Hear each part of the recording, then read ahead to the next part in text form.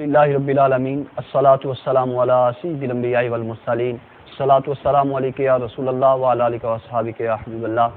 آج کریم آقا علیہ الصلوۃ والسلام کے تیسرے خلیفہ جناب عثمان غنی رضی اللہ تعالیٰ عنہ، آپ کی عظمت، آپ کی شان آپ کے سامنے رکھوں گا۔ حضرت عثمان غنی رضی اللہ تعالیٰ عنہ وہ صحابی ہیں، پہلے سن لیں، کہ جن کو آقا علیہ الصلوۃ والسلام نے دنیا میں فرما دیا عثمان تم جنتی ہو، لیکن اللہ تبارک و تعالیٰ کا خوف، قبر کا خوف، کل قیامت کے دن کا اتنا خوف ہے کہ کسی بھی قبر کے پاس سے گزرتے ہیں آپ اتنا روتے ہیں کہ آپ کے آنسوؤں کی وجہ سے آپ کی داڑھی تار ہو جاتی ہے۔ آپ کے غلام، آپ کے ساتھ والے پوچھتے ہیں حضور آپ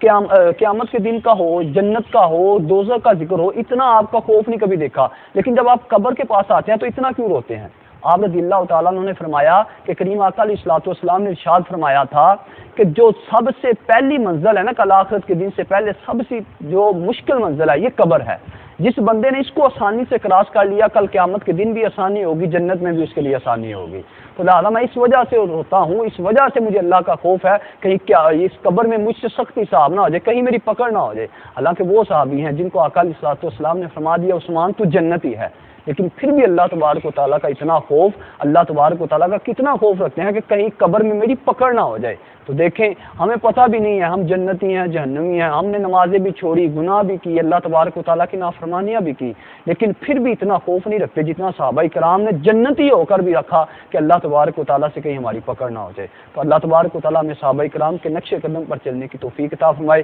اللہ تبارک و تعالیٰ صحابہ کرام کے سوائے حسنہ کے مطابق زندگی بسر کرنے کی توفیق عطا فرمائے۔ وآخر دعوانا الحمدللہ رب العالمین۔